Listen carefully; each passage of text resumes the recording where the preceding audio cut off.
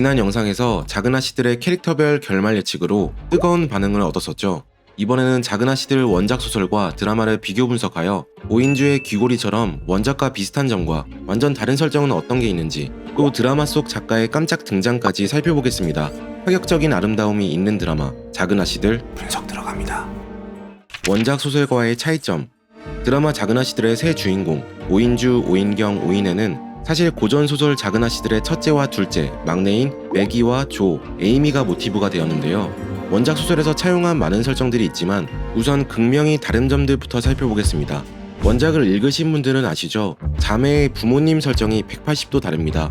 소설 속 부모님은 가난한 상황 속에서도 성실하게 일하고 또 자식을 현명하고 따뜻하게 길러내는 헌신적인 부모님상으로 그려지는데요. 반면 드라마에서는 알코올 중독, 도박 중독인 아버지와 자식의 수학 여행비로 여행 가겠다는 어머니로 그려지죠. 엄마가 이 나이에 외국 한번 나가본 적 없다는 거 알고 있니? 이제는 엄마보단 한 인간으로 살아보고 싶다. 저는 이 장면을 보면서 이해가 안 돼서 좀 답답하고 짜증이 났었습니다. 아마 드라마에서는 세자매의 역할을 부각시키기 위해 부모님까지 악역을 맡게 하여 더 참혹한 현실을 그려지게끔 의도한 것 같아요. 힘들어도 부모님의 따뜻한 사랑이 있으면 아무래도 극적인 위기가 줄어들 수 있으니까요. 하종호의 설정에서도 일부 다른 게 있습니다. 하종호는 둘째 조의 남사친 로리가 모티브 되었는데요. 원작 소설에서는 로리가 조의 가족 전체와 친하고 나중에는 막내 에이미와 결혼하기도 하지만 하종호는 오인경하고만 친한 사이로 보이고 오인혜와는 전혀 연결고리가 없기 때문에 설마 원작처럼 오인혜와 하종호가 결혼하는 것으로 끝나지는 않을 것 같습니다. 또한 박재상 가족도 원작 소설에서는 등장하지 않는 설정인데요. 마찬가지로 진화영, 신의사도 등장하지 않죠. 물론 원작 소설에서도 콧대 높은 부자나 막내 에이미의 유학 생활을 지원하는 인물이 있기는 하지만 정란회에 얽힌 음모나 박재상의 정치 이야기 등은 모두 스릴과 위기 형성을 위한 작가님의 독자적인 아이디어인 것 같습니다. 오인주와 오인경의 케미, 원작 소설과의 공통점을 살펴볼게요. 소설 속 매기는 허영심이 있지만 장녀로서의 책임감을 가지고 있습니다. 또 예쁜 얼굴로 인기가 많은 것으로 나오는데요. 이 점을 오인주 캐릭터에 차용하여 드라마 중간중간 인기가 많다고 공주병의 모습을 보이죠. 남자들이 좋아해서? 전화번호 좀 알 수 있을까요? 필요한 일이 있을지 몰라서요. 그런 일이 뭐가 있을까? 한편 원작에서 둘째 조는 여성스럽지 않고 털털한 성격으로 자신을 꾸미는 것에는 별로 관심이 없습니다. 드라마에서도 언니 오인주는 원피스나 블라우스 등 여성스러운 옷을 입고 등장하는 반면 둘째 오인경은 자켓이나 수트, 바지 등 중성적인 매력의 수수한 차림으로 등장하죠. 특히 연출진의 디테일에 감탄한 부분이 있었는데요. 언니 오인주는 꾸미는 것을 좋아하지만 집안 형편상 많은 옷을 살 수는 없습니다. 그래서 드라마 내내 옷이나 액세서리를 돌려 입는 연출을 했죠. 계속 똑같은 귀고리를 착용하거나 블라우스를 돌려 입는 등 가난하지만 그래도 멋을 내고 싶어하는 오인주의 성격을 현실적으로 그려낸 것입니다. 작은 아씨들 소설 속 매기와 조는 가난한 가정 형편에 도움이 되기 위해 어렸을 때부터 일을 시작하는데요. 매기는 킹 가문의 가정교사로 일하고 조는 마치 고모 할머니를 돌보는 일을 맡습니다. 첫째, 둘째 모두 언니로서의 책임감이 엿보이죠. 매기와 조는 나이차도 별로 나지 않고 집안을 부양하는 서로의 심정을 이해하기에 최고의 친구 같은 사이로 그려집니다. 드라마 속 오인주와 오인경도 유사한 점이 많은데요. 이둘은 가난한 가정을 일으키겠다고 각자 일을 하면서 가정에 돈을 보탭니다. 오인주는 격리로 일을 시작했다가 최근에는 원상아의 비서로 직장을 바꿔 스파이 겸 박효린의 가정교사로 일하고 있습니다. 오인경은 원작과 똑같은 설정으로 고모 할머니 밑에서 일하죠. 오인주는 돈을 중시하고 오인경은 돈보다 정의를 택한다는 점에서 가끔 다투는 모습을 보이긴 하지만 결국 서로의 책임감을 이해하고 대화를 많이 나누는 등 소설처럼 둘 사이가 무척 친밀한 것을 보여줍니다. 둘은 직장인이라는 공통점도 있고 막내 오인혜와는 아무래도 나이차가 있어서 막내를 아끼긴 하지만 그냥 아기 취급하고 오인주, 오인경 둘이서 유달리 친한 장면이 많이 그려지는데요. 언니 둘이 친하고 막내는 아기 취급하는 설정은 소설에서도 똑같이 나오는데 아마 자매가 많은 집안은 많이 공감이 갈 것 같네요. 최도일의 정체. 원작 소설에서 둘째 조는 부룩이라는 남자가 첫째 매기를 좋아하자 언니가 너무 아깝다는 생각과 질투심에 이둘의 관계를 방해하는데요. 부룩씨가 올 때마다 무례하게 굴기도 하고 언니한테 결혼하지 않았으면 좋겠다고 말하기도 합니다. 드라마에서도 비슷한 장면이 있는데요. 내가 막을 거야. 형부! 4년 전에 이혼한 형부인 줄 알았는데. 그게 무슨 소리야, 인경아. 하나도 안 비슷한데. 아니, 저 독일차가 똑같은...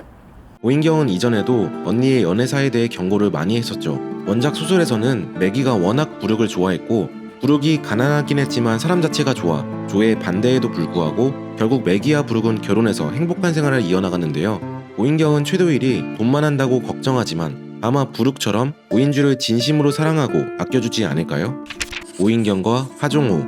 오인경에게도 러브라인이 있죠. 바로 옆집 소년 하종호입니다.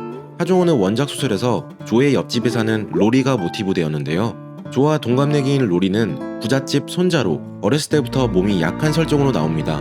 부모님을 사고사로 잃고 난 후 할아버지와 단둘이 집에 살고 있죠. 자식을 잃은 할아버지는 손자에게 엄격하지만 아들 같은 손자를 무척 아끼고 사랑합니다. 드라마에서 하종호도 마찬가지인데요. 오인경과 동갑인 하종호는 어렸을 때부터 탐정놀이도 같이 하는 등 소꿉친구로 나오죠.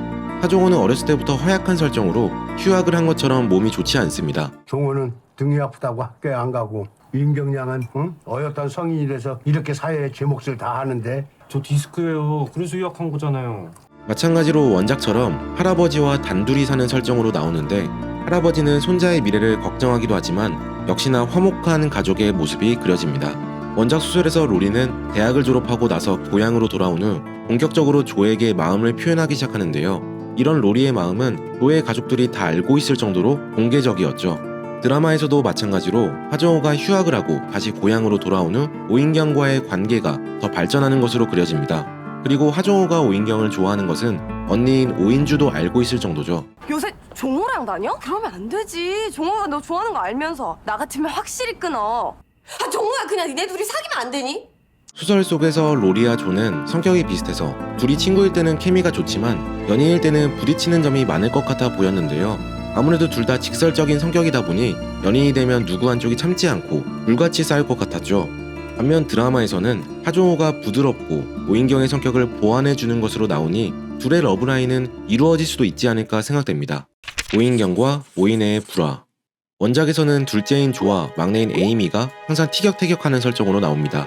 둘째인 조는 부에 대한 동경이 없고 정의로운 성격인 반면 막내인 에이미는 상류사회에 대한 동경이 있고 세속적인 면이 있죠. 가치관과 성격의 차이로 조와 막내는 사사건건 부딪힐 수밖에 없었습니다. 드라마에서도 이런 설정을 그대로 가져왔죠. 박재상 재단에 맞서서 정의를 밝히려는 오인경과 달리 오인혜는 자신의 예술 활동을 지원해줄 수 있는 박재상에 호의적입니다.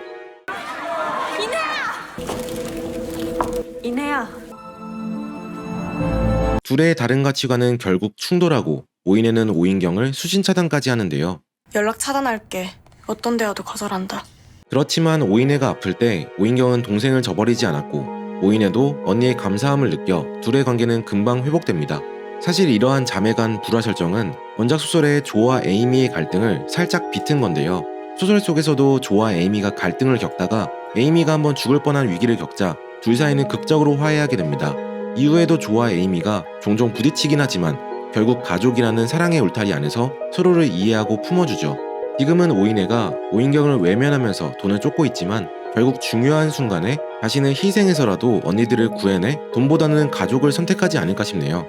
정석영 작가의 다른 해석. 새로운 시대를 열어가는 데 사용하자 결정했습니다. 수학자 김유택, 우주공학자 설민수. 다들 눈치채셨나요? 드라마의 우주공학자로 깜짝 등장한 정석영 작가. 극본을 쓴 정석영 작가는 어렸을 때 고전 작은 아씨들을 너무 재미있게 읽었는데 커서 보니 주인공들이 너무 착하기만 하다 라고 인터뷰했습니다. 소설 작은 아씨들은 지나치게 교훈적이어서 비현실적인 부분이 있다는 거죠. 만약 소설 속 작은 아씨들이 현실에 존재했다면 정말 현실과 전혀 타협하지 않고 자신의 욕망에 굴복하지 않았을까요?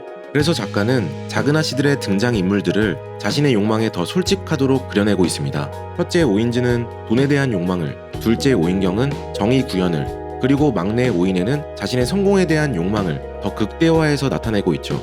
마지막에는 핵폭발 같은 장면으로 끝난다고 하니 지금부터 점차 각자의 욕망이 치열하게 과열되다가 결말에 가서 크게 폭발하지 않을까 싶습니다. 모든 여자아이들은 어릴 때부터 작은 아씨들 4자매 중 한 명을 마음속에 품고 자란다고 하죠. 혹시 드라마를 보시는 여러분들은 본인이 작은 아씨들의 어떤 캐릭터와 비슷하다고 생각하시나요? 본인과 가장 닮은 캐릭터, 가장 다른 캐릭터는 무엇인지, 또 여러분들은 현실적인 문제 앞에서 어떻게 행동하고 있는지 솔직하게 내면을 들여다보는 시간을 가져보면 좋겠습니다.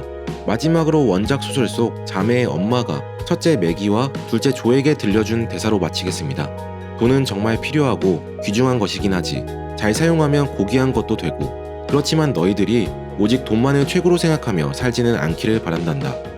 I know that I'm well away from being a perfect guy.